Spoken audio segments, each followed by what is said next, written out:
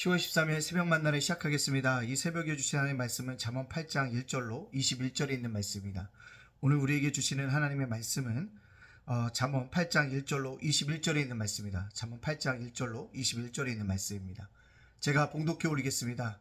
지혜가 부리지 아니하였느냐, 명철이 소리를 높이지 아니하였느냐, 그가 길가의 높은 곳과 내 거리에 서며 성문격과 문어기와 여러 출입하는 문에서 불러 이르되, 사람들아 내가 너희를 부르며 내가 인자들에게 소리를 높이리라.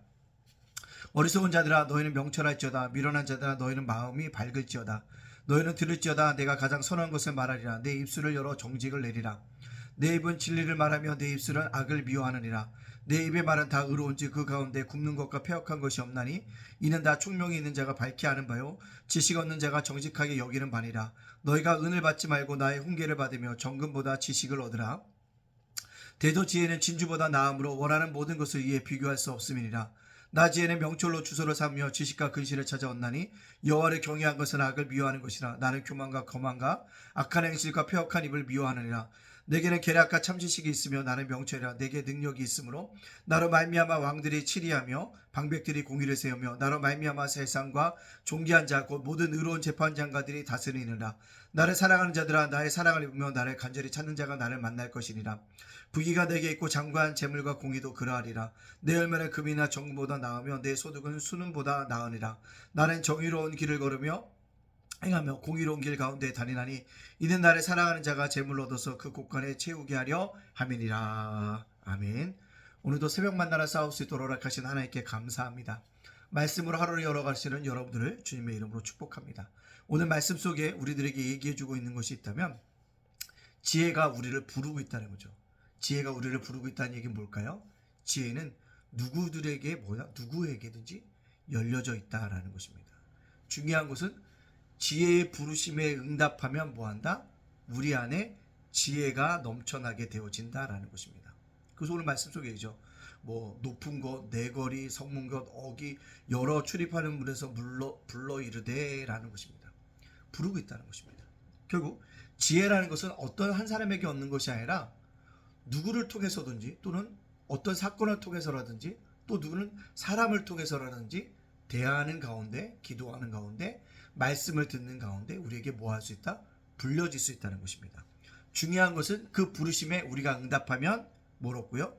지혜를 얻는다는 것입니다. 그래서 어리석은 자들이 응답하면 명철을 얻고 미련한 자들이 지혜에 응답하면 뭐합니까? 마음이 밝아진다라고 얘기합니다. 또 그리고 정직한 자의 입술이 아니었는데 지혜를 받아들이면 정직한 입술이 되어지고 악을 미워하는 입술이 되어진다라고 우리들에게 말씀해 주었습니다. 따라서 오늘 이 땅을 살아가는 저와 여러분들이 이 지혜에 응답할 수 있는 그런 믿음의 사람으로 살아갈 수 있기를 간절히 소원합니다. 또 한 가지, 오늘은요 지혜를 누구를 얘기하고 있냐라고 생각합니다. 지혜는 누굴까요? 예수님이십니다. 예수님은 이 땅에 우리를 구원하기 오셨습니다. 예수님의 대속적인 죽음은 모든 사람에게 열려져 있습니다. 즉, 그 구속의 죽음을 받아들이고 믿는 자들에게는 뭐요? 사망이 아니라 영생이 선물로 우리에게 뭐합니다? 주어진다는 것입니다. 근데 문제는요, 예수님의 이 지혜자 되신 예수님의 부르심에 소수만이 응답했다라는 것입니다. 여러분, 저희가 그 예수님의 응답하는 것에 대한 감사가 넘쳐날 수 있는 하루가 되어지기를 간절히 소원하고요. 그렇다면 세상의 어떤 것보다도, 재물보다도, 세상의 뭐보다, 명예보다도, 세상의 또 뭐보다, 물질보다도 뭘 선택하라고요? 주님을 선택할 수 있는 그런 지혜로운 자로서 살아갈 수 있는 저와 여러분이 되어지시기를 간절히 소원합니다. 그렇다면 오늘 이 말씀을 저와 여러분에게 적용시켜 보기를 원합니다. 그렇다면 세상의 것보다 지혜를 선택하라고 말씀을 드렸습니다. 그렇다면 지혜를 선택하는 기준이 무엇일까요? 여러 가지에 대해서 말할 수 있지만 저는 목사로서요 말씀이라고 생각합니다. 말씀이 지혜이기 때문에 그렇습니다. 말씀을 듣고 이해하고 깨닫는 자에게는 복되다라고 얘기할 수 있습니다. 제가 사역을 하던 가운데 어떤 분이 계신데 어떤 할머니 한 분이 계셨어요. 근데 그분이 집사님이셨는데 놀랍게 뭐냐면 국문을 뗀 적도 없어요. 근데요 성경을 읽다가 국문도 떼고요 그 말씀을 깊이 깨달아서 때때로는요 목사들보다 더 깊은 통찰력들을 가지고 우리들에게 말씀해 주는 것을 보면 놀랍다는 것입니다. 왜 그럴까요? 그런 경우가 왜 나타났을까요? 중요한 것은 말씀을 읽고 듣고 묵상하고 소화해 냈기 때문에 그렇다는 것입니다. 따라서 우리가요, 이 땅 속에서 지혜를 선택하기 위해서는요, 말씀의 지혜를 구하는 태도가 중요하다는 것입니다. 말씀의 지혜, 말씀 안에 지혜가 있습니다. 말씀의 중심에 누가 있어요? 예수님이 있기 때문에 그렇다.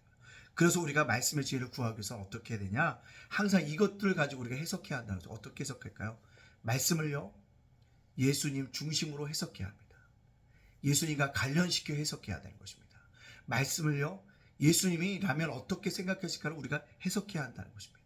두 번째, 말씀의 지혜를 구하기 위해서 우리가 해야 될 게 뭐냐면 말씀을 사모함으로 해석해야 한다는 것입니다. 사모함이 있어야 돼요. 오늘 이 말씀의 의미가 뭘까? 오늘 이 말씀을 우리에게 선포하는 참된 의미가 무엇일까? 자꾸 사모해야 한다는 거죠. 아, 이 말씀을 내가 오늘 가지고 살아가야지 라고 계속적으로 뭐예요? 말씀을 사모하고 해석하는 것이 중요하다는 것입니다. 또 한 가지요. 말씀의 지혜를 구하기 위해서 어떻게 합니까? 그 말씀을 나에게 적용시켜 해석해야 됩니다. 이 말씀을 읽다 보니까 윤수일 목사에게 필요하겠네가 아니라 누구에게요? 나에게 적용시키자는 것입니다. 목사도 가끔 그런 우를 범할 수 있어요. 이건 누구 성도가 참 들었으면 좋겠다. 그건 나의 교만이라는 것입니다. 많은 말씀은 누구에게? 나에게 적용하여 해석한다면 말씀의 지혜를 구하는 자가 되어줄 줄로 믿습니다. 오늘을 살아갈 때 우리가 말씀의 지혜를 구합시다. 말씀을 예수 그리스도 중심으로 해석하고 말씀을 사모함으로 해석하고 말씀을 나에게 적용하여 해석할 수 있는 저와 여러분이 되어지시기를 주님의 이름으로 축복합니다. 아멘. 기도합니다. 사랑의 하나님 감사합니다. 죄업물로 죽었던 저희들 구원하여 주시니 감사합니다. 오늘을 살게 하여 주시니 감사합니다. 오늘도 지켜주실 것을 감사합니다. 아버지, 이 땅에 아버지 여전히 포성과 총성이 울리고 있는데 그리스도의 평화가 임하여지게 해주시고 이 조국도 아버지 보수와 진보가 하나 되어지는 통합되어지는 아름다운 대한민국 조국이 되어질 수 있도록 역사하여 주시옵소서. 주님, 전쟁의 아버지 쓰나미가 계속적으로 일어나는데 이 조국에 그런 아버지 하나님 역사가 일어나지 않도록 보호하여 주시고 인도하여 주시옵소서. 오늘 주신 말씀처럼 말씀의 지혜를 구하는 자로 살아가게 하여 주옵소서. 모든 말씀을 예수 그리스도 중심적으로 해석하게 해주시고 말씀을 사모함으로 해석하게 해주시고 말씀을 나에게 적용하여 해석할 수 있도록 축복하여 주시옵소서.